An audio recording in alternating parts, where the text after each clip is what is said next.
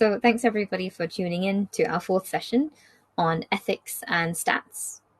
This is going to be a whistle-stop tour on the topics that we think is important for you to be able to recall during your interview. And as always, as a disclaimer, all views expressed in this talk and our entire 123 SFP series is solely us and do not reflect those of the NHS, nor our trusts, nor medal either.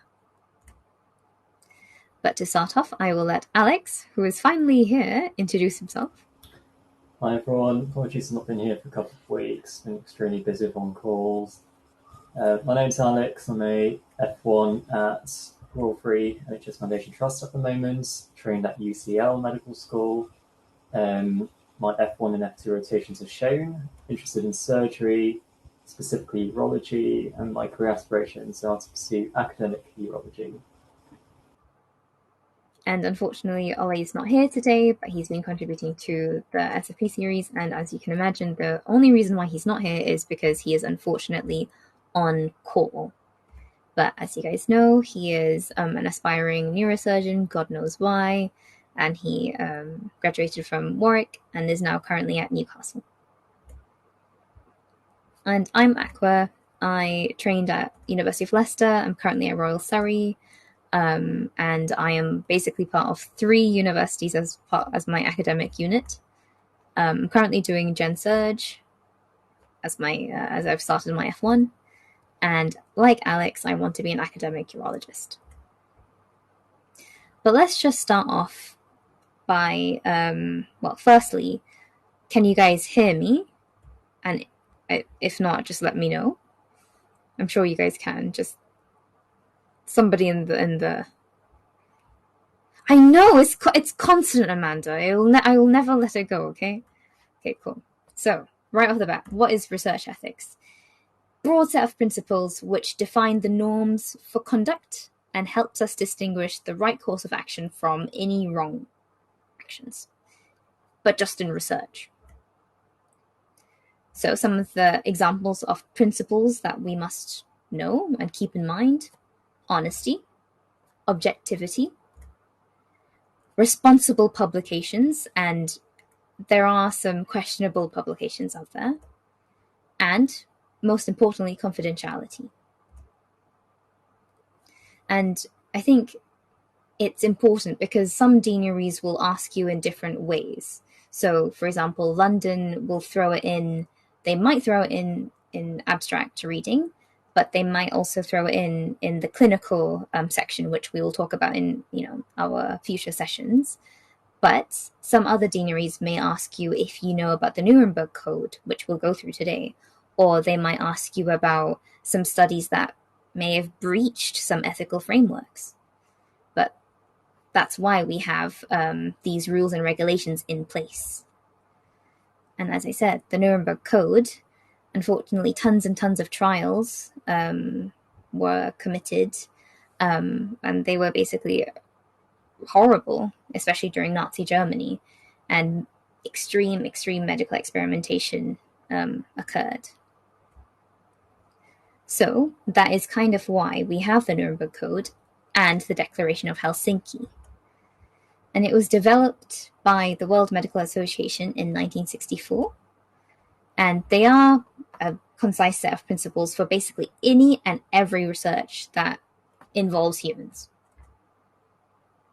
And whilst it is primarily for doctors, of course, we know that there are tons and tons of non-physicians being involved in our medical research. Like, I'm sure we've all seen studies involving pharmacists, nurses, and all our allied health professionals as well, of course. But as you know, and I know most of you are, I guess, finally medical students, you have this to look forward to for your graduation ceremony, and you will quote and you will pledge alliance with all of your medical, professionals. But it's important to know that we have to always make sure that the patient is at the center of our research, and we need to make sure that we act in the best interest for them. But basically, I'm showing you this because the declaration has set principles that we need to know, and I would read up on it.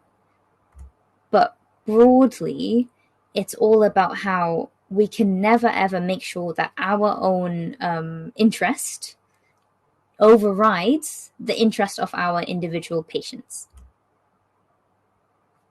And I would like to pause here because this is something that may be asked in your interview. For example, I know Cambridge or Severn, for example, they may ask you what equipoise is. And I think here is a good point in time to just pause and ask someone, without looking at the slide, what equipoise is. Does anybody want to hazard a guess in telling me what equipoise is? Hopefully you didn't read the slide yet.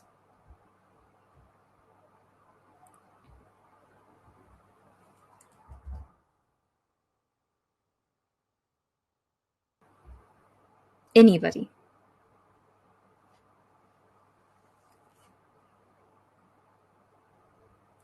Yeah, okay, good. And if I were to tell you, Kathy, that no, we don't think that this trial is appropriate. For example, if you've given me a proposal and I tell you, sorry, I don't think that's appropriate. I don't think this trial has equipoise. What do you think I've just told you? How would you interpret mean Aqua?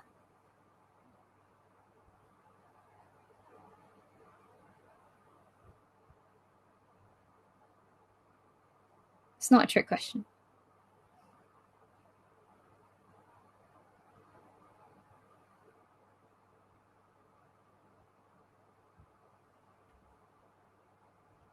And it's not just directed to Kathy. It can be answered by anyone, of course. Yeah, exactly. Good. And you've thrown in one of the ethics principle arms. Yeah, exactly. It'd be against the principle of ethics to not give the control group to the treatment. Yeah, exactly. And you may think that you may, never be questioned this, but even when it comes to like educational trials, if, for example, you're giving one group, that this awesome new question bank has shown to increase students' marks by 2 or 3%, and you give it to one group but you don't give it to the other, that in a sense could also be called equipoise. You always need to think about justice, basically. So yeah, whenever you study or whenever you propose a trial, you need to make sure that there is actual genuine uncertainty when you're looking at the comparative merits of each of the 2 or 3 or 4 arms in the trial. And sometimes it has actually happened, if you figure out that one arm is actually significantly better, then unfortunately you are obliged to offer that treatment. So, I mentioned Nuremberg Code, and again, can be assessed. There are some principles that you need to know. All patients need to have the ability to voluntarily consent. There are, of course, some exceptions. For example, if patients, unfortunately, are obviously in the ITU or if they're unconscious, they're exempt, and we would ask in their best interest. But most of our interviews will involve, of course, patients that can give consent. As Kathy mentioned, justice. We need to make sure that we're doing it for the right reasons. Is this actually genuinely beneficial for our society overall? It needs to be appropriate, very similar to justice. We can't give patients unnecessary pain. We need to make sure that the degree of risk is less than whatever the scale of the problem is. And we need to make sure that we are carrying this out in a safe place. And if, an adverse event happens, then we need to be able to make sure that the patient is safe. Every single staff member on the delegation log, for example, needs to be qualified for that designated task that you assign them to do. And all patients need to be given the right to withdraw. So they're given the right to consent and the right to withdraw whenever they want. And, for example, if we were to find that unfortunately our trial didn't have equipoise, because we found that halfway through the study, for example, one arm was significantly better, we need to be able to stop that study. And these principles, amongst some others, compose of Nuremberg Code. So yeah, when it comes to our interview, you won't be expected to know any of these inside out, but you need to be able to demonstrate an awareness and, I guess, an appreciation of why they exist and some of the key ethical principles. And of course, if you see something that, is a bit sus, you need to be able to spot it. So, for example, if your interviewers ask you, what do you think about XYZ? Which I was actually asked during my London interview, because we were given a maternity paper, basically, like looking at gestational diabetes. And they asked about the rates of miscarriages, for example. And that was an opportunity to really highlight and show off some ethical principles. Now, when we talk about the 4 pillars, we must obviously know that we learned about this at at medical school, right? Before our interviews. Basically, we know that these are the 4 pillars: beneficence, non-maleficence, autonomy, and justice. We've already talked about justice, and justice is really encompassing, will it advance patient care? When it comes to autonomy, we need to, as I said, it's basically using the Nuremberg Code principles and putting them into the 4-pillar framework. So you need to be able to say that the patients need to have autonomy. When it comes to equipoise, we need to be able to associate that with beneficence. And I want to use some time here for non-maleficence, because I've written some things that I would like to expand on. And a Dsmb pretty much means a data safety monitoring body or committee. And this is basically a group of people that are outside the study steering group that have the ability to stop and monitor a trial whenever it comes to safety issues. They can look at our outcomes, and if, for example, our study is not deemed safe or appropriate, they have the opportunity to look at it. And again, these are people that are not directly involved in the study. Safety outcomes, again, you might be looking at complications of a surgery if you were looking at a surgical paper. And as usual, we need to make sure that we are able to minimize harm as much as possible. And when we're looking at expected versus unexpected events, for example, if we were looking at a trial with prostate cancer, and we do, for example, biopsies, an expected event would be pain, right? After you've perineal pain. Of course, it's a biopsy, that's expected. Or, for example, blood in the urine, also expected. However, unexpected events is, what is an unexpected event for a biopsy? You develop huge anaphylaxis or something. That's only happened when they were subjected to a specific item within the injection or something. That is the difference between expected and unexpected. And again, these aren't stuff that you need to know for the interview. These are more just talking points that you can raise if you're asked. But now we're going to go through some stats. I'm sorry for talking at you, but I think now it's time for some interaction, and I'm going to invite my colleague Alex for this part. Sure, thanks, Aqua. Just before we move ahead, yep. guys, do any of you have any questions regarding ethics before we move on to the statistical part of the talk? I think the main summary for the ethics is you're not expected to know anything in depth. But if you know roughly what the Nuremberg Code is and what the Helsinki Declaration is, it'll help to guide your understanding of ethics. And realistically, the most likely question you're going to get is, based on this abstract, was this trial ethical? Was this intervention ethical? So it'll rely on some basic knowledge of medicine that you've been studying. So for instance, if you're comparing a trial, an RCT, where they compared a new medication versus the existing medication or best standard, then is that ethical? Perhaps, but if they compared it to, say, no medication when there is existing standard of care, is that ethical? Probably not. So it'll probably rely on some background knowledge, but it'll be very basic and quite straightforward. Yeah, and I think when it came to examples, Alex, can I also ask for your help when it comes to like giving an example of an ethical question? Sure. So what kind of question are we looking at? Just ethics. How would we respond? So, for example, yeah. So I think as I said, it relies on some background knowledge. So for instance, let's go back to the cancer one because that's quite a good example. Yeah. If say a certain cancer has chemotherapy, it's a really aggressive cancer, and chemotherapy is the standard of care.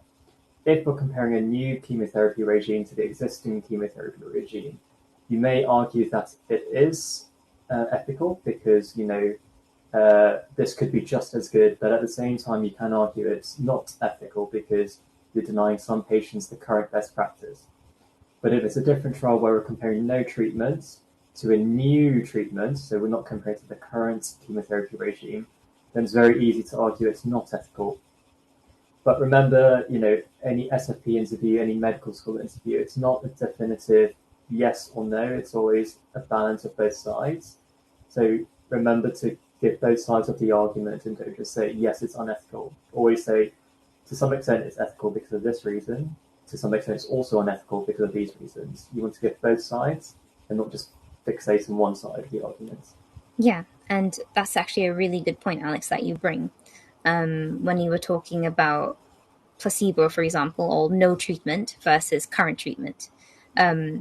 Most trials nowadays, there are usually some gold standard or current treatments that are in place. So if you, for example, your next arm is a placebo, you can pretty much automatically be like, I'm wondering about the equipoise or the clinical equipoise, where that's where you can really show off that you know these, big terms, and you can expand on that.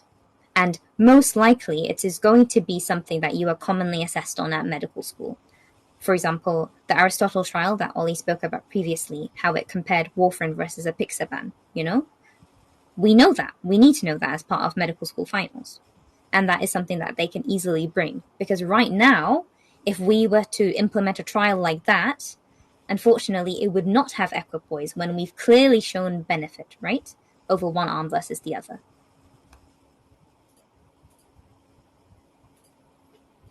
All right, so we'll start moving on with the second half of the talk on stats. So some interaction, we're just going to run through some terms. Some of them you've probably heard of before, some of them you may not have heard of, but would anyone like to volunteer what you think the definition of this, or how would you explain it to a layperson, any of these terms? Feel free. Anyone up for p-value?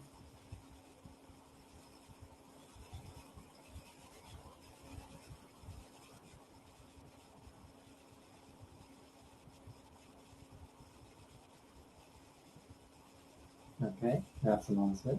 We'll move on to the next one, Aqua. 95% confidence interval.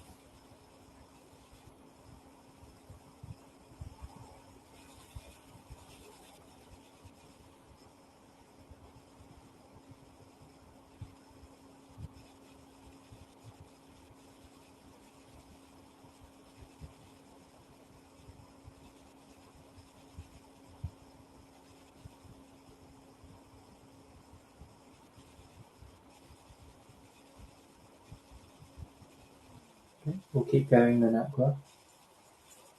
Okay, that answer for 95%. How about relative risk?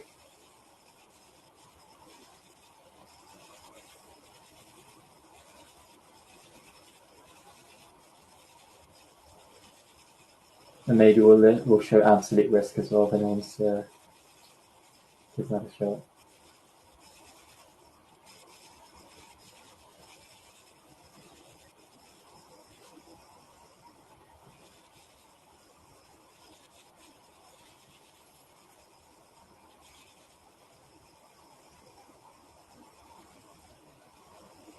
Okay. Number needed to treat.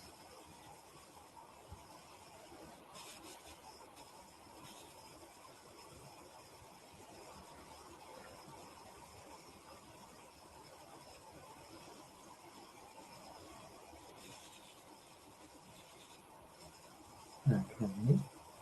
If we list hazard ratio and odds ratio Aqua.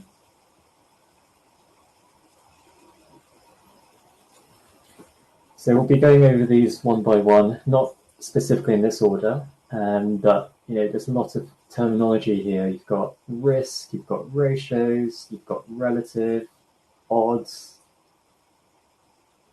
Okay. Incidence and prevalence. They both sound very similar, but what's the difference?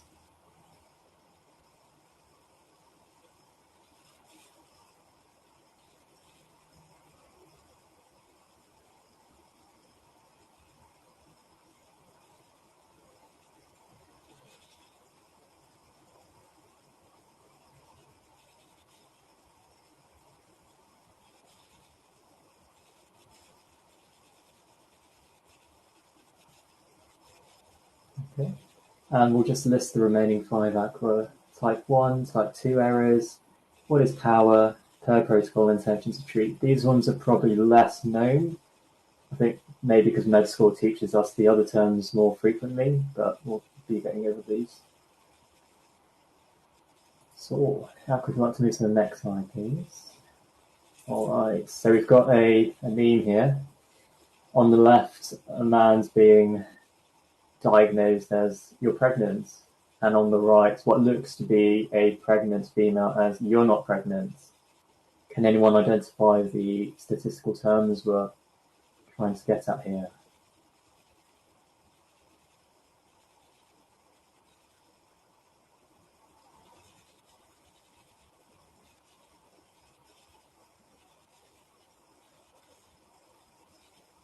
Yeah, okay. And then which one is false positive and which one is false negative?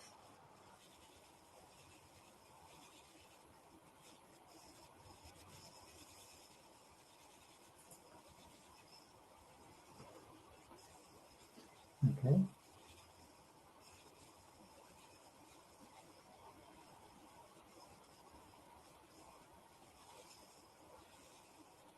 So we're saying false positive on the left, false negative on the right, I presume? Aqua, are they correct? Yeah, that's correct.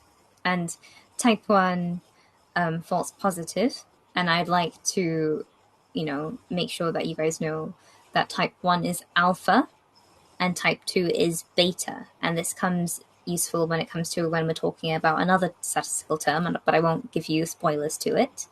And the reason why false positives are important, and these are things that you need to remember for your interview, is that unfortunately false positives can lead to confounding and bias. Yeah? Whereas false negatives, that is associated with sample size. And if our false negatives is not correct or overestimated or underestimated, unfortunately, we might not get a correct conclusion from our research. But yeah, you guys are correct. Well done, everyone. So, yes, Aqua's mentioned there's lots of new terminology. There's alpha, beta, type 1, type 2, false positive, false negative. You don't need to know in depth the formulas, how to work it out. As long as you have a vague understanding of, false negative is this, false positive is this, as demonstrated in that meme, then that's more or less good enough at this stage. You don't need to be able to calculate it specifically. Do you want to take this or should I? Up to you. I don't mind. Yeah, go ahead. Sure. So I remember when I first heard power, I was like, what? And then it made sense because I think I heard, I think it was Viru, Alex, I'm not gonna lie, like he was like, I don't think this study is adequately powered enough, and I was like, huh, what? And then I looked into it, and then obviously power, the fancy way to say it and define it is the probability that a type 2 error won't be made in the study, aka the study is able to detect the smallest possible difference between the groups. And when it comes to power, we usually say that 0.8 is the ballpark adequate value. But essentially, if we say that a study is adequately powered, that means the sample size has been calculated to be correct for that study, for you to detect the smallest clinical difference possible. And when it comes to that, when it comes to our decision, it basically comes down to what is really reflecting the true world, or the true state of the world. So if we want to accept the null hypothesis, we need to make sure that the confidence level, it tends to be 1 minus alpha. If we want to reject the null hypothesis and we have alpha, those are the false positives, and that's when you've made the type 1 error. And when it comes to false negatives, unfortunately, that's when we can actually overestimate and we're accepting the null hypothesis, but they're actually false negatives. But again, if we want to reject the null hypothesis and accept something else, we need to make sure that, again, it's adequately powered. When it comes to this, when it comes to interviews, all you need to say is, I would like to assess and read the full paper to make sure that the sample size has been adequately calculated, essentially. Yeah, so just to summarize that quickly for, in layman's terms for everyone, power is quite a complicated formula. There are lots of variables that go into it, as Aqua said, the degree of difference that you want to calculate, and a few other factors. But essentially all power means is how many patients for a trial do you need to recruit, and various other parts of the definition, to find a statistically significant difference of this much by this percent, for instance. And all it means is that, for instance, for a randomized controlled trial, to detect a difference of, say, 5%, for that to be statistically significant, you need to recruit 1,000 patients. Now, if you did a randomized controlled trial, said, I want to detect a difference of 5%, and that's going to be statistically significant, and you need 1,000 patients, and you only recruited 100, and you got a statistically significant difference, that will be considered underpowered, and the results most likely due to chance. Again, if you need to do the calculation for these big trials to find out, how many patients do you need to recruit. And there can be 3, 4, 5,000 patients in order to detect a statistically significant difference. That's essentially the summary. But the main terms you need to know is if it's underpowered or adequately powered.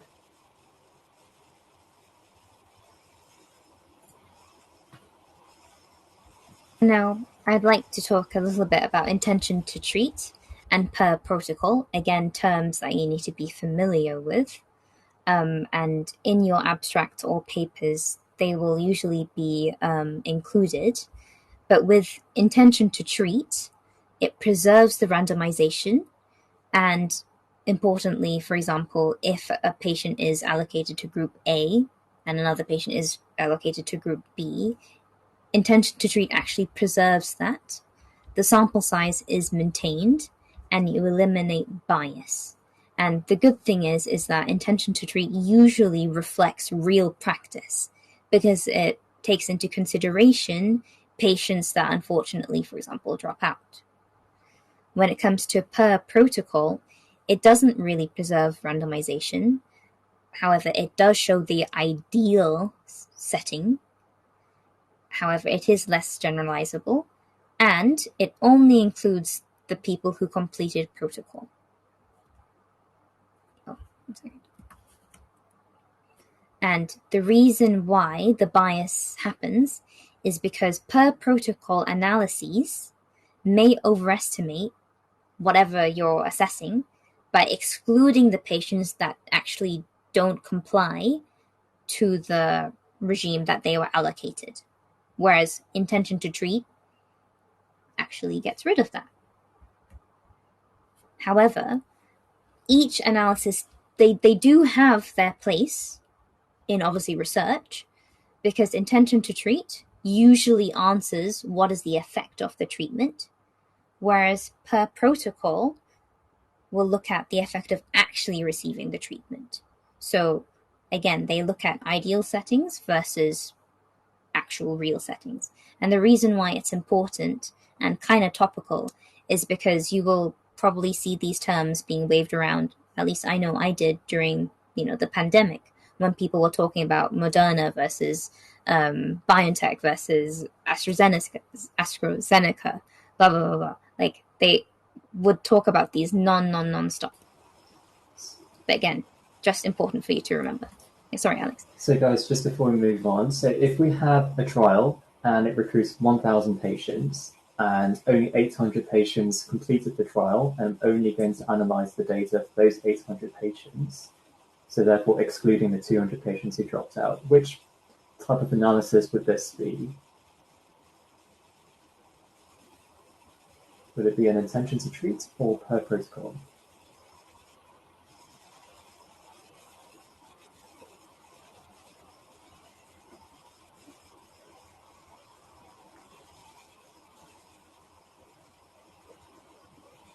Okay, Amanda said per protocol. Anyone else?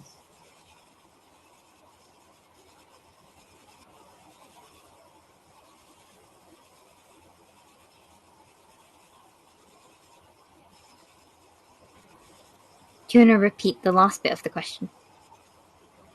Yeah, so if I exclude 200 patients who dropped out of the trial, they didn't complete it, and I only analyze the data for the 80% who completed the trial, which type of analysis would this be?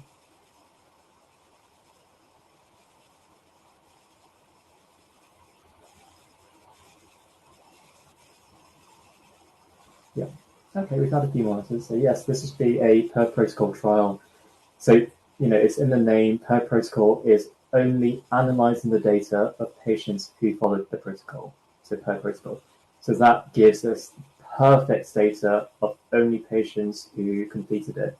We remove all sorts of bias like dropouts, loss to follow-up, and we'll have perfect data. On the other hand, as Aqua said, intention to treat is, of those 1,000 patients, even if they dropped out, we'll analyze the data that's available. And that's more powerful for, everyday medical settings. Because if I was to give a drug in hospital, some people forget to take it, some will, and there's benefits, pros and cons to both.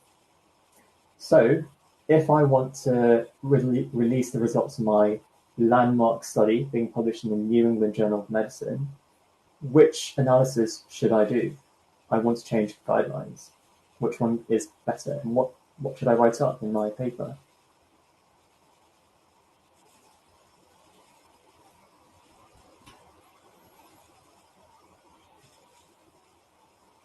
Any ideas? Okay. Amanda said intention to treat. Okay.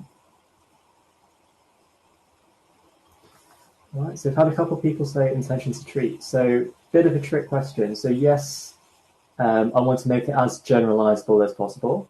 At the same time, I want to give perfect data. So it's a trick question because in reality, if you want to give the best results in New England Journal of Medicine paper, you'd actually analyze both. You'd offer the results of both an intention to treat and protocol analysis. Trick question, I know. That's so but in weird. reality, that's what you would actually do. And if your trial is really well run, perfectly powered, your results are perfect, you'd actually find that the results are fairly similar together. They're not that divergent or heterogeneous. And that makes your study even more powerful if both intention to treat and per protocol suggest and agree with the same results. So just some background knowledge for everyone.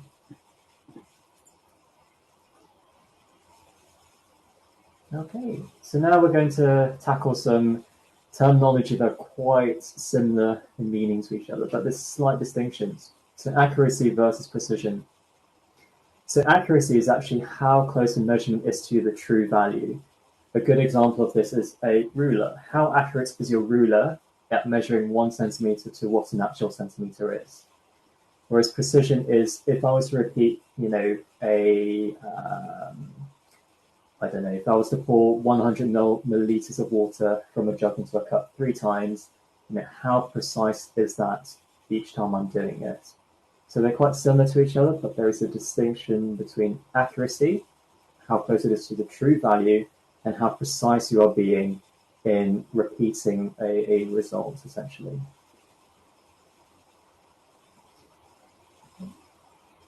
Okay, but when we look at A, B, C, and D, just really, really quickly, using the 2 terms, and I will give you a tip.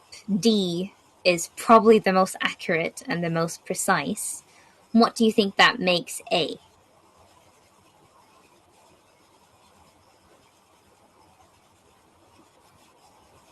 Not a trick question.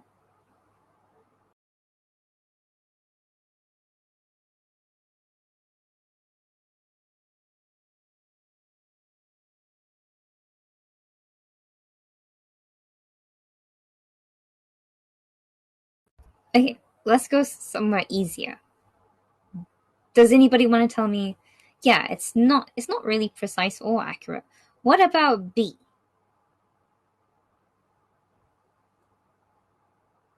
What does that look like?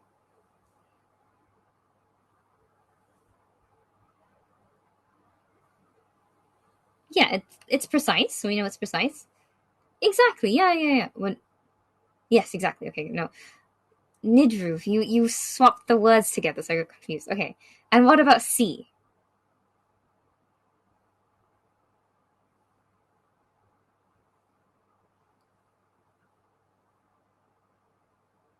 Not a trick.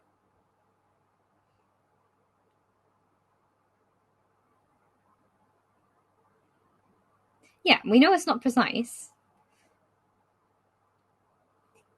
Yeah, kind of. So it's not precise because they're not close to each other. However, you could say it's kind of accurate because if you look, the average kind of reaches the center point, if that makes sense. So A can't really, if you look at the average, if you look at the pinpoint of where they combine, that is not close to the true value if we were to consider the true value to be bullseye. B obviously is precise because they're all close together, but it's nowhere near bullseye. C, it is, but it's not precise because it's all scattered everywhere. And D, bingo, perfect. All of our studies aspire to be like that, basically. Oh, okay, Alex. We're going to talk about incidence now. So incidence, prevalence, another pair of terms are quite similar together, but again, distinct difference in meaning. So the incidence is the rate, and that's very important to remember. The rate of occurrence of new cases over time in a given population. The second you hear the word rate, you know that's with reference to time. So the formula for this would be the number of new cases over time divided by the population size. And there are specific subgroups of incidence that you may have heard of, and these include mortality rates and morbidity rates. And there are some further terms linked to incidence, and one of them is the absolute risk reduction, which is ARR. So that's the difference in incidence of disease between 2 groups. So for instance, if the incidence in disease of one group is 10 and one is 5, then the absolute risk reduction would be the difference between the 2. The number needed to treat, as someone correctly said earlier, is the number of patients that you need to treat, in theory, to prevent a occurrence of, something like cancer from occurring. It's quite a weird term to wrap your head around. You might hear a number needed to treat of, say, 100. So you may need to treat 100 patients with this anti-cholesterol medication to prevent someone from developing hypercholesterolemia, for instance. It's a weird term, but that's how it's used, and there's a calculation you can do as well. And a good example to show incidence is in this picture, where if we look at the incidence in 2014 versus the incidence in 2015, we can see, because we now understand its rate, it's the number of new cases over time in that population. So we can see the incidence here has gone up. Now, if we contrast this to prevalence, this is the proportion of a population with a disease at a given time. So this given time, so it's not a rate, so it's kind of a cross-sectional evaluation. It's at one given point in time. So that is essentially the number of people with the disease at a particular point in time divided by the population size.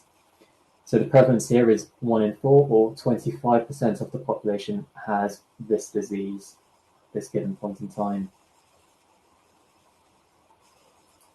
And I put this picture in because I quite like it, because obviously prevalence, as Alex said, captures the snapshot, all of the water that represents what's in there right now, whereas incidence is all the new water coming in.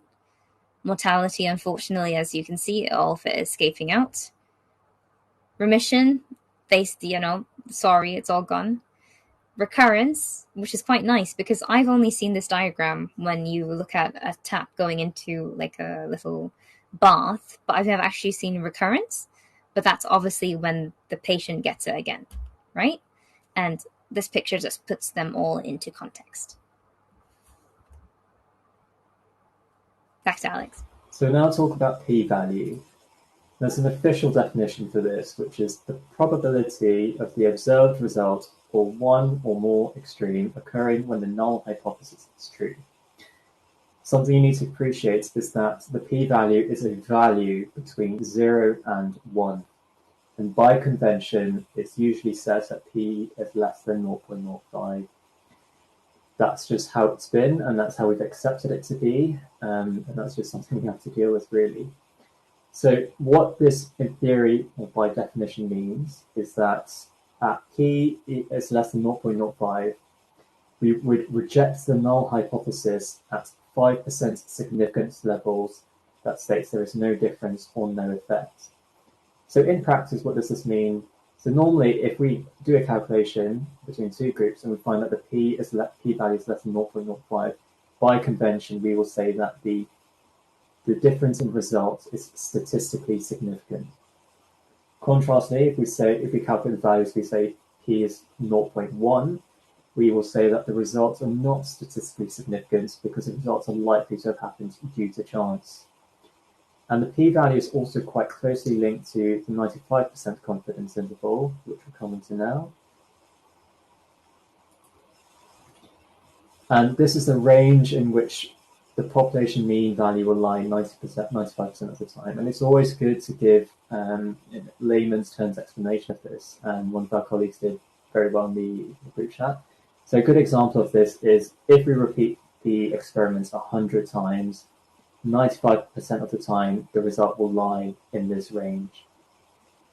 So if the result is an absolute difference, the confidence interval should not cross 1, because 1 is kind of the line of margin of no effect.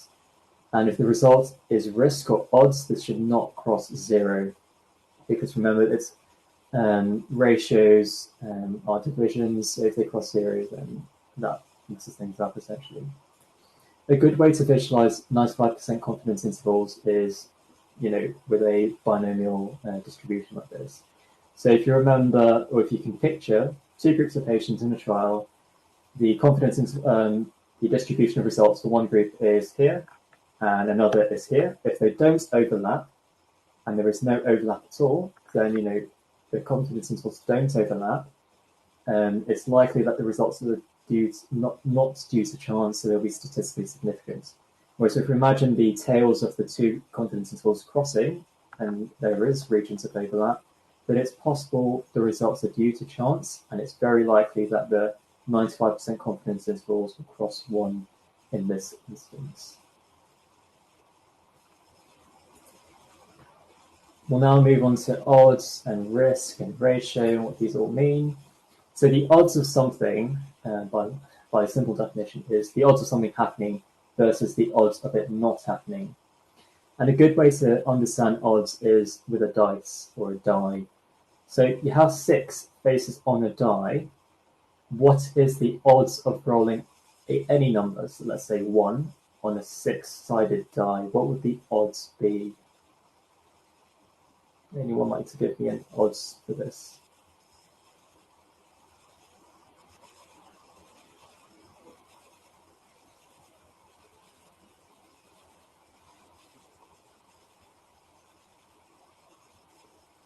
Okay, if I change this up and say, good, yeah, very good, Amanda. So the answer is 1 in 5. I'll explain that in a second, but if I said, what is the probability of rolling a 1 on a 6-sided die, what would the probability be?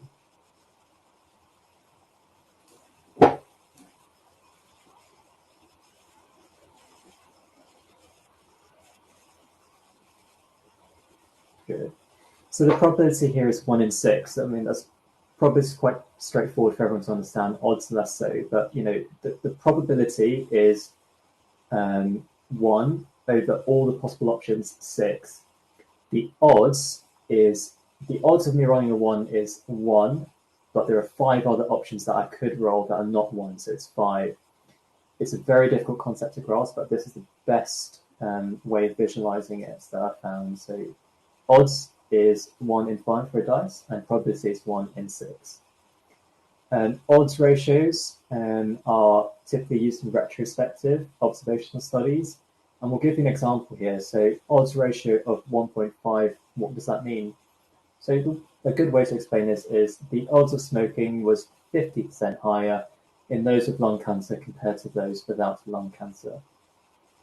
So remember, because this is an odds ratio, it's the odds in one group divided by the odds in the other group. So 1 would be, 100 over 100, so like 1. So if it's 1.5, then maybe 150 in one group compared to 100 in another group, and that's how we end up with 1.5.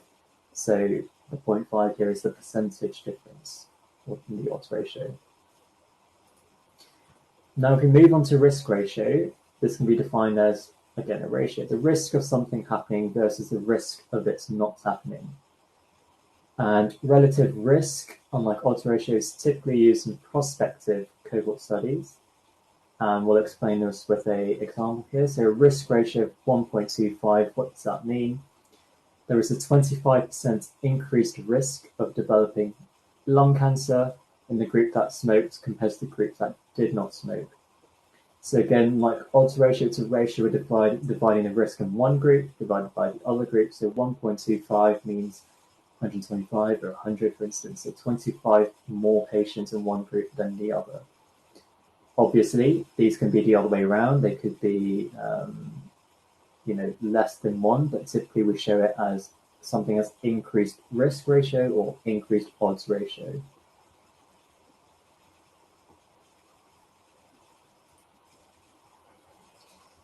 So you may have heard of something called hazard ratio, and it's quite closely linked to relative risk. And it's useful when, risk is not constant with respect to time. And we'll show you a diagram which you'll instantly recognize in a second. But it's usually shown on Kaplan-Meier survival curves, where you have, the percentage of a population with respect to time, and it's typically shown on mortality rates. These are typically used in prospective randomized controlled trials, where we can collect the data of the number of patients still alive, for instance, as time proceeds. So here we've given you a hazard ratio of 0.6. What does that mean?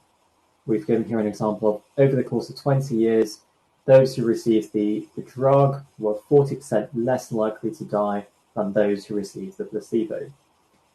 So here we're saying that those who received the intervention were less likely to die compared to the standard treatment or the placebo, and maybe that's enough to show our drug is very effective. And it's typically shown on Kaplan-Meier graphs, as shown here. You'll probably see these in lots of different types of randomized control trials, where they can comparing intervention X to standard of care Y or placebo. And it's important to be able to interpret these and show, in 5 years' time, what was the hazard ratio? How many percent of the population is still alive? And just to test the audience, can somebody tell me what each vertical line drop represents?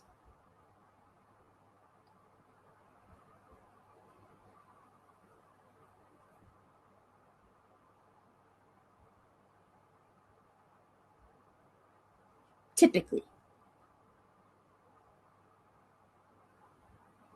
in a Kaplan-Meier curve. Because this is something that, yeah, exactly. So one line drop, what do you think that really means? In layman's terms, George, how would you explain that to me? Yeah, exactly. So if I were to look at this one line, what do you think? Explain that to me like I'm a patient.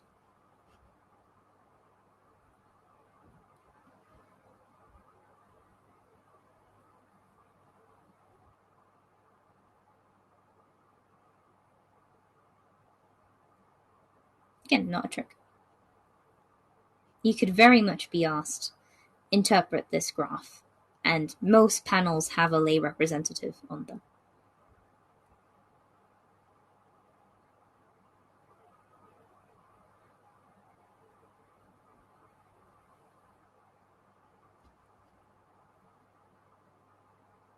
Essentially just means, for example, if it's just one line, it means that like one patient has died at this point. That's all. You guys are right, but I just wanted to push you to see if you can like just explain that like that. It's fine. But in the interest of time, I'm just going to move on. But yeah, Alex? Okay, so that largely brings the end towards the statistical stats part of the session. Before we move on to the next part, which is to go through an abstract, because now we've essentially completed the critical appraisal half of our SFP course. And from next week onwards, we'll be looking at other parts of the SFP, so clinical prioritization and A to E scenarios. The week after, we'll be doing more A to E scenarios. The week after, we'll be doing a Q&A session and how to make the most of your SFP. And in our final session on the 3rd of November, we'll be going over choosing, ranking, and accepting your jobs. So as we wrap up this first half of the series, we'd like to go through an abstract with you, make it as interactive as possible, and kind of, as a group, try and critically appraise it and answer any questions you may have about it. So before we do that, does anyone have any questions regarding ethics or stats?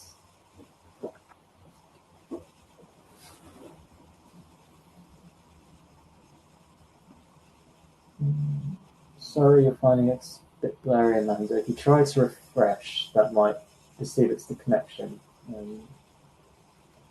If anyone else is finding it blurry, please do let us know. Or alternatively, you can pull up the abstract. I've just sent the link.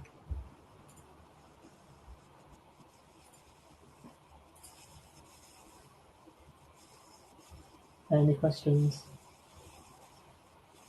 So I think now we've completed the first half of critical appraisal. You guys are more than ready to start practicing with each other, preparing, going over abstracts and then to critically appraise them. Aqua, where would you say is the best journals to really be practicing for the SFP? Sure. So New England, BMJ, Lancet, JAMA, Nature. That's more than enough. Yeah, so those would be the typical journals they pull them from, but again, it could be any journal from any year, but those would be the best journals to practice from. Yeah, because I know that they've been peer-reviewed. Yeah, most importantly, they will be peer-reviewed articles and of decent quality as well.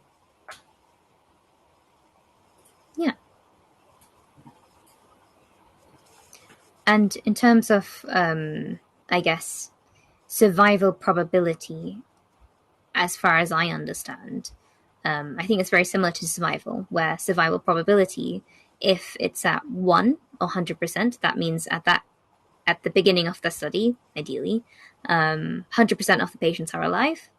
And then, for example, if it's dropped to 0.9, that means 10% of patients have died, etc., etc. So it may or may not represent survival entirely. It depends on rate versus absolute numbers. Agreed. Yeah. Kaplan-Meier's typically proportion or probability, so it tends to be a 0 to 1 axis as opposed to 0 to 1,000 patients. It's kind of those, what proportion is alive. No, it's okay, George. It's fine. But it every time you see a vertical drop, that basically means either one or proportion of patients. So in that instance, yes, you're right. It may have been survival probability. And if each drop represented 0.1, that means 10% of those patients have passed away in some shape or form. All right. So if everyone could have a brief read of this abstract, and given your critical appraisal structure, just bear in mind, we've given you an example structure in the last few sessions. Everyone's structure is different. My structure will be different to Aqua's. So, the way we go through it might not be the same to your structure, but largely it'll cover similar fields. So if you can start picking out key terms, key definitions, and, start preparing Pico in your mind, and we'll start to go through in about 1 or 2 minutes' time. In the meantime, we'll just chat about this landmark trial. So appendicitis is a relatively common appearance in A&E in general surgery. Happens to both young kids, happens to middle-aged adults as well. There has been much debate about whether we, actually treat them with antibiotics, or we actually do surgery. Of course, lots of factors to put into there. Because you're all studying medicine, it's always good to have a bit of understanding about what you're reading. Appendicitis, what kind of features would you expect Aqua in a presentation of a query appendicitis patient? I'd expect a right iliac fossa pain initially, and then it traversing to a little generalized abdominal pain. Yeah. Oh no, or vice versa. Yeah. So typically you lose some appetite, you may have some diarrhea, but losing appetite is a key one. Initially, you may start as generalized abdominal pain. Late stage will refer to right iliac fossa. Yeah. And that's just the nature of appendicitis. It's kind of like initial inflammation all over. As it focuses on the appendix and becomes re-inflamed, that's when you get right iliac fossa pain. There's a number of maneuvers you can do, psoas stretch, and a few other stretches, but that's more to localize the type of appendix, because if you visualize your appendix can be different this position, retrocephal, so that's white cells might be elevated, CRP might be up. There is debate again about what kind of scan do we do. Should we use an ultrasound, CT scan? Do we CT scan young kids, females, etc., etc.? Essentially, this trial kind of gave us some evidence, and we will now critically appraise it to see what we think about it. So basically what you've kind of alluded to was clinical equipoise. And I'm looking at this right now. And can anybody tell me what the I and the C are from Pico using this trial? And then talk about clinical equipoise.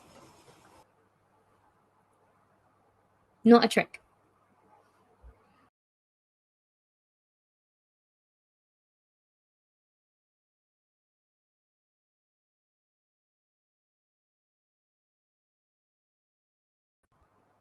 Yeah, and why can I say that there might be equipoise for this trial?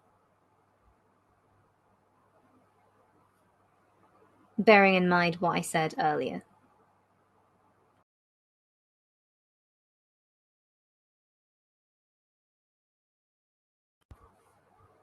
Oh, yeah, expand on that, George. Because you're close.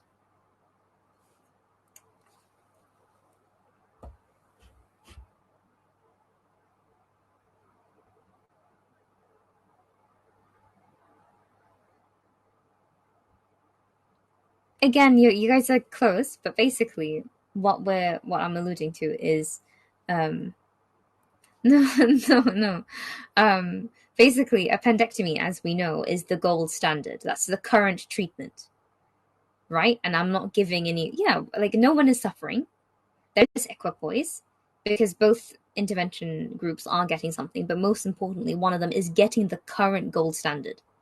So we're comparing something, and that is a genuine question, because I know, for example, countries like Germany are using antibiotics to treat it, whereas UK, I think, are very, very much we will operate. We'll cut it out.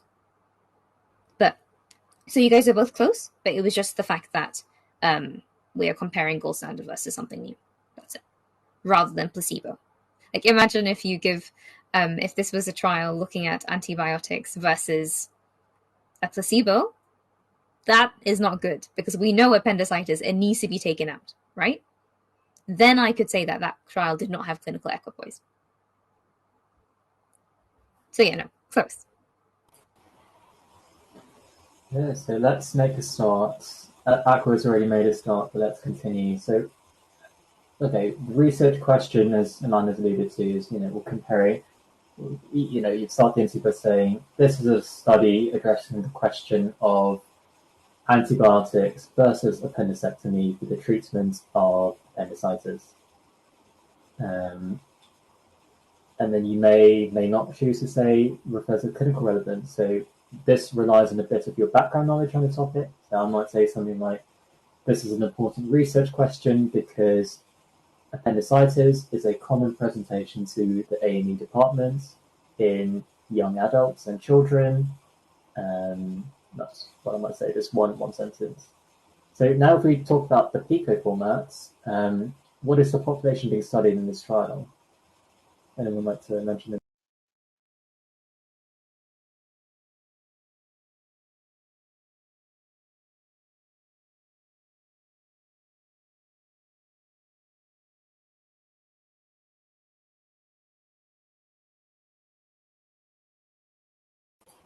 Good. So yes, the population here are patients with appendicitis. Depending on the trial, it might be limited to patients below a certain age, but here that's not a relevant factor. May consider things like gender, ethnicity, but here it's adults or patients, apologies. Yes, you've 25 different centers in the US, that's very good. And what is the, as Aqua's mentioned, we've talked about the intervention versus control. Does it say which one's which?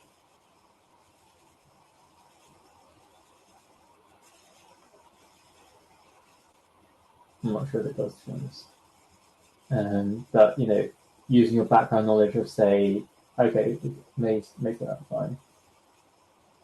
Okay, using your background knowledge as well, if it was in the UK, for instance, this trial, you could, if you know what the standard of care is, but here essentially we're comparing, as we've said, antibiotics versus appendicectomy.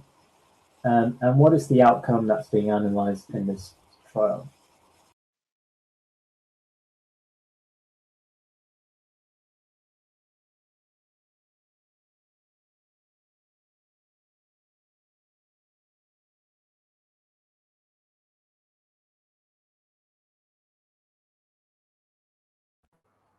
Yeah, that's really good, Amanda.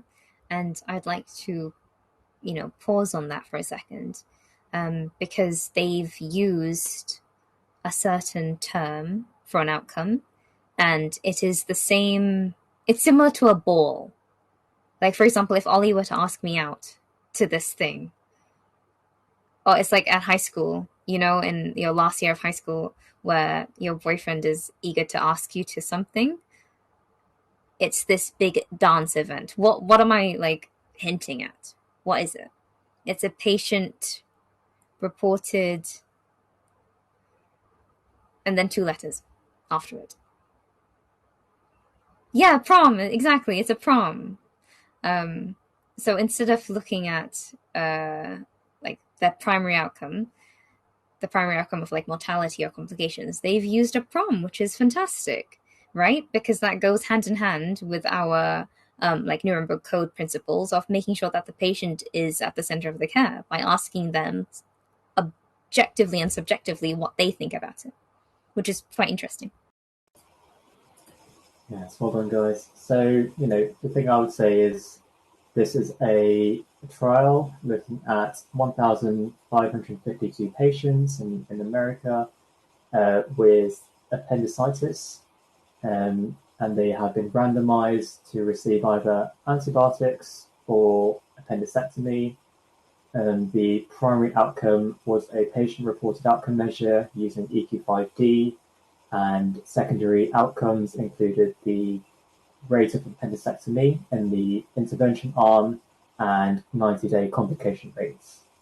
I would also say they utilized surrogate endpoints here, as opposed to hard endpoints as well. So just, you want to show, your knowledge, just chuck in some additional terms if you can. Maybe, can anyone tell me what's the difference between a surrogate and a hard endpoint? Maybe we've touched on that, please. And what would an example be of a hard outcome instead?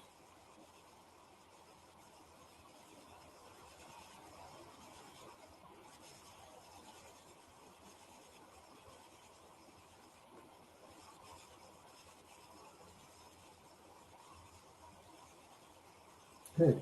So hard endpoints or hard outcomes are things we can directly measure, i.e. is the patient still alive or not? Surrogate markers are anything that is a proxy for us to measure, so blood test results, asking the patient to fill in a questionnaire to kind of predict the quality of life here. It's not, that's very difficult to directly measure the quality of life, so it's a surrogate marker here. But yes, as Amanda said, clinical versus prediction. Okay, so let's move on to further bits of the critical appraisal. We can tackle study design. Would anyone like to tell me about type of study? What's the recruitment type? And was there any inclusion or exclusion criteria?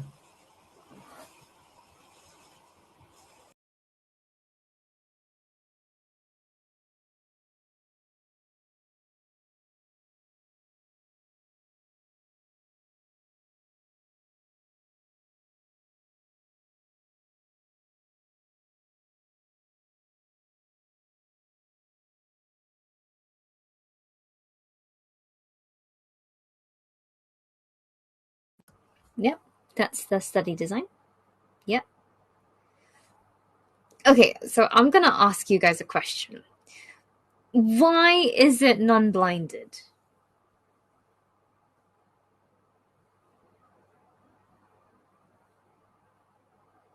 Yeah. Yeah. You can pretty much tell. It's not hard.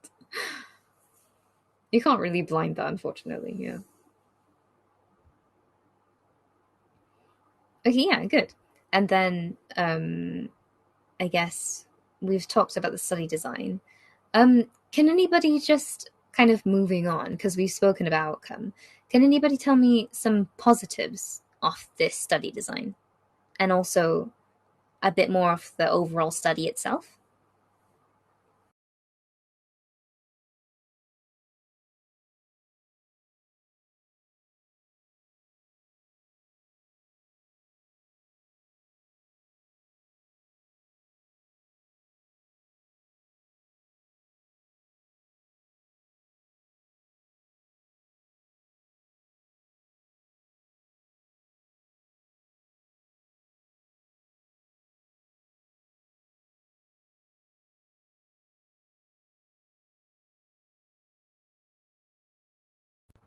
Okay, someone other than Amanda. It is patient-centered, yes. Another benefit?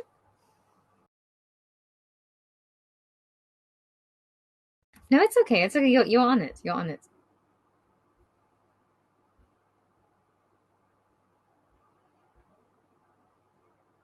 I'm gonna start picking on people. Like George, for example.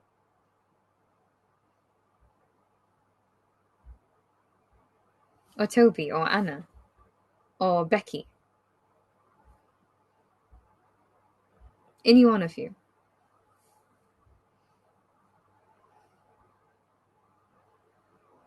Yeah, exactly. Because we can see the NCT number there.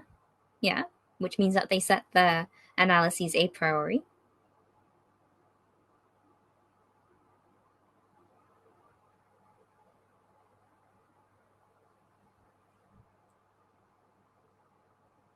I'll give you guys a hint. 1,552 patients is kind of a big study sample size, right? Like it is, though I would want to see their power calculation. Yeah, good, it's multi-centered. That's a fantastic example, which will help with generalizability, right? Because if it's just one single center, then automatically it's not as, I guess, reputable than multi-centered. What about, let's say, 90 days complications? What do you guys think about that?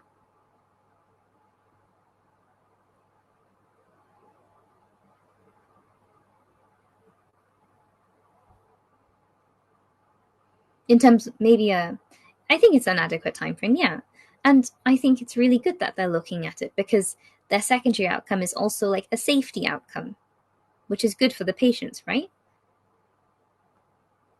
And another, I guess, nice thing is that it is a clinically relevant question, I think, because this will be continuously debated, even if big studies like this exist, because surgeons want to surgeons want to cut, essentially. But in terms of some, not loopholes, but some gaps that, because I think that is what's really going to set you apart. And Alex, I'll invite you to help me as well. But some of the things that I would like to assess really are, how have they diagnosed these patients with appendicitis? I think that's a relevant question. Like, of course, they can't include that in the abstract, but these are stuff that you can just tell your interviewer.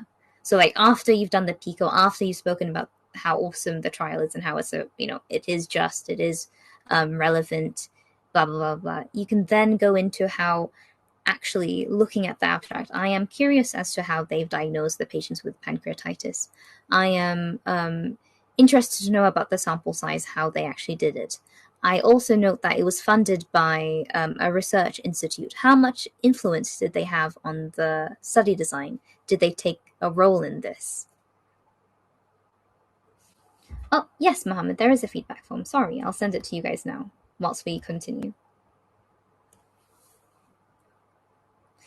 Yes, exactly. So it's not exactly capturing all of the study or patient population, is it?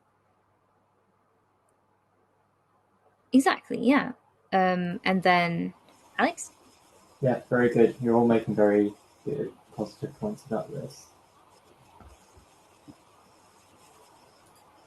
And if we were to look at the first, let me see it. I'm not sure if you guys can see my pointer, but in the line where it says antibiotics were non-inferior to appendectomy on the basis of 30-day EQ5D scores, mean difference 0.01 points, 95% confidence intervals. What do you think that is? Do you think that's significant or not significant?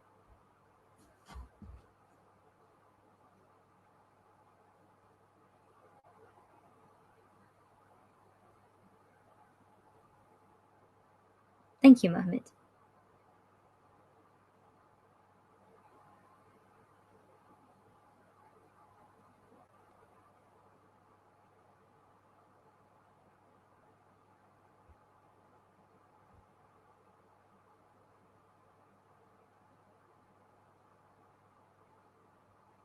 I guess because it, yeah, exactly, Anna. It's not significant.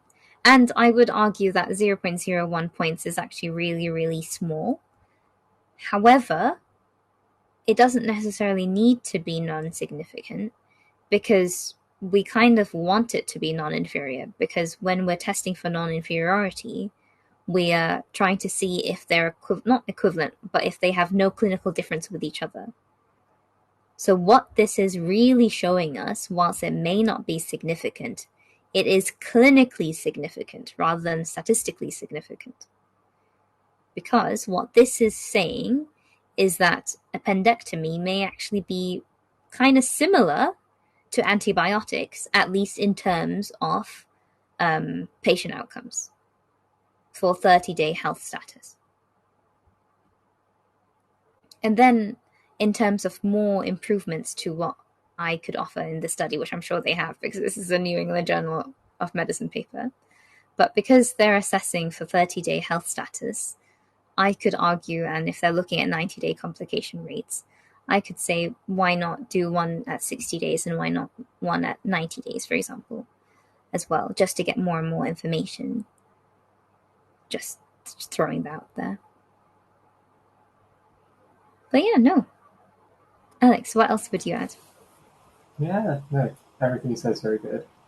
So I think I'll just rattle through how I think the key points we would pick up in a critical appraisal. And I appreciate that not everyone may have got to grips with the full structure yet. So I will signpost as I go through and make it very obvious for you guys, the key points we're picking up. So if I was to do this, I'll explain, but also give you the heading. So research question. So this is a study addressing the question of whether antibiotics or appendicectomy is better for the treatment of appendicitis. The clinical relevance. This is an important research question because appendicitis is a common presentation in A&E in young adults. The population was 1,552 adults across the USA. The intervention was antibiotics compared against standard of care, or the control being laparoscopic appendicectomy. The primary outcome being measured was a surrogate marker using a patient-reported outcome measure of EQ5D, with secondary outcomes evaluating the rates of appendicectomy in the antibiotics group and complication rates at 90 days. So that was my introduction and Pico. So the key findings of the trial were they found the treatment using antibiotics to be non-inferior to appendicectomy on the basis of their primary outcome measure. So now I'll talk about the study design. So this was a randomized control trial published in a high impact factor journal, the New England Journal of Medicine. They recruited 1,552 adults with appendicitis. I would like to read the protocol or the full paper to evaluate whether this was a random or continuous recruitment and whether there was adequate power calculations, and also to evaluate the inclusion and exclusion criteria further, because as far as I can tell from the abstract, the inclusion criteria includes adults with appendicitis. It is currently unclear the duration of the study, how long the recruitment went on for, and whilst it's not clear whether this is an intention to treat or per protocol analysis, it appears to be an intention to treat analysis. I don't actually know, but I'm assuming because they've just said, 1,552 adults and then went straight to results, but of course they read the full paper. This study received funding from the Patient-Centered Outcomes Research Institute and was registered a priori on clinicaltrials.gov website. Okay, so now I'd like to talk about the internal validity. So if we pick up key terms, so randomization. So we know that the patients were randomized in a one-to-one fashion to both intervention and control arm. It's not clear the type of randomization used. This could have been computer-generated, envelope, coin toss, and it's not clear whether this was simple, stratified, or block randomization. It appears that there was a lack of blinding, which is not clearly stated, and things to know about us, But that's obvious. Yeah, no, of course. But just be aware, the types of binding available. Is it single, double, triple binding as well? Are there any confounding variables I can pick out?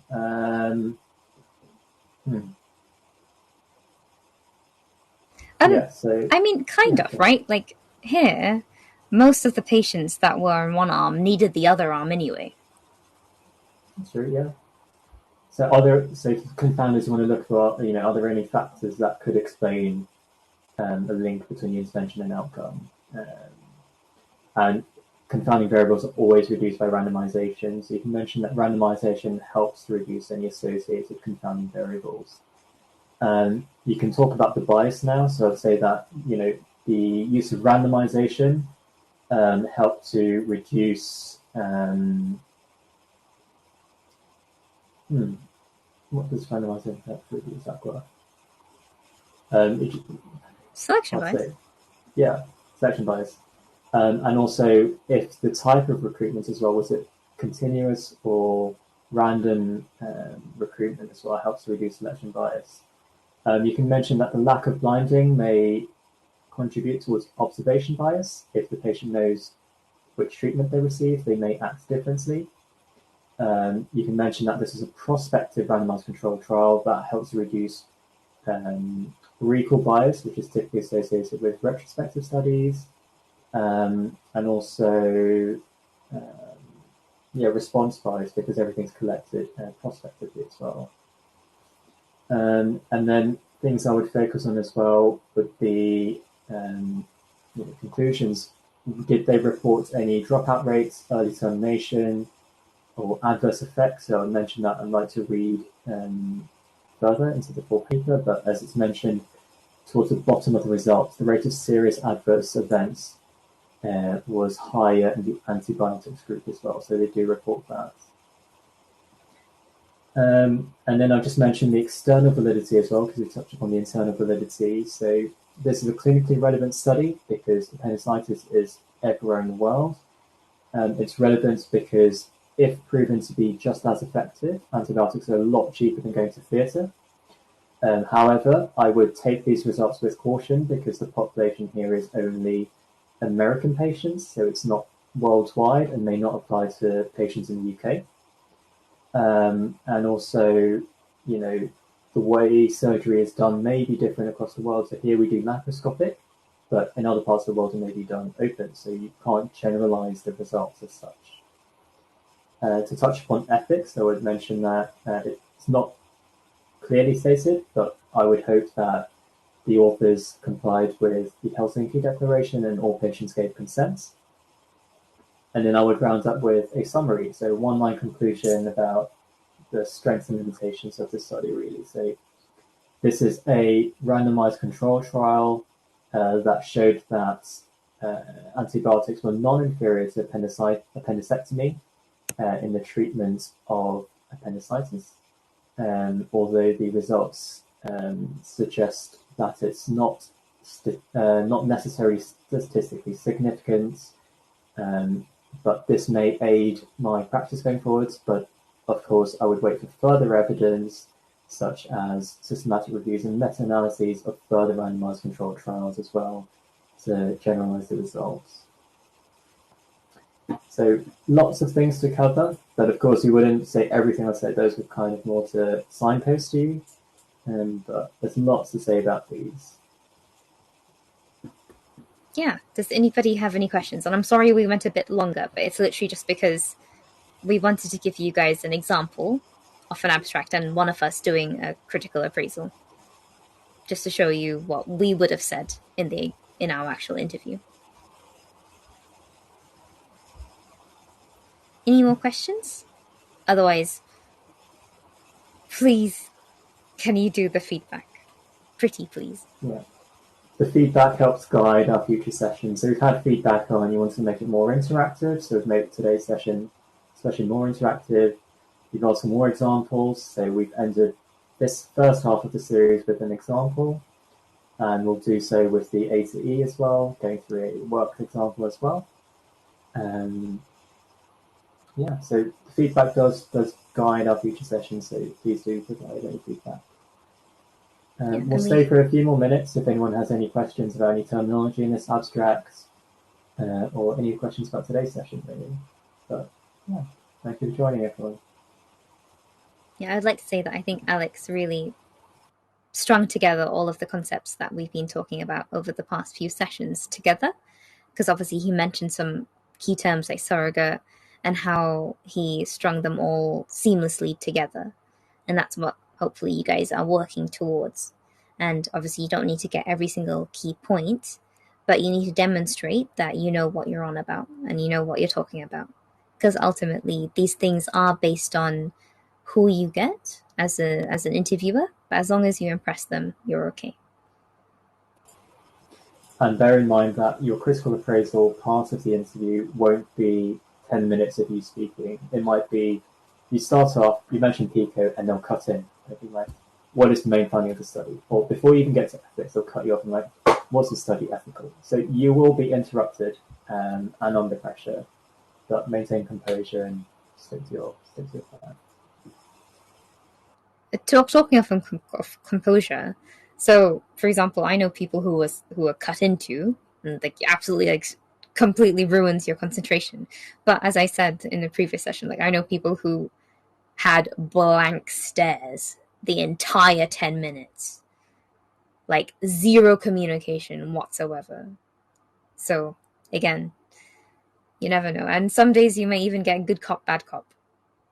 It's all up to whatever they want to do. Yeah. No questions, guys? Otherwise, you know where to find us. You can please follow us on Twitter, and please feel free to ask us any questions there as well. All right, we'll see you all next week for ACE scenarios as we crack on with the clinical half of the SFP. Yeah. See Thanks, you next guys. week. Bye.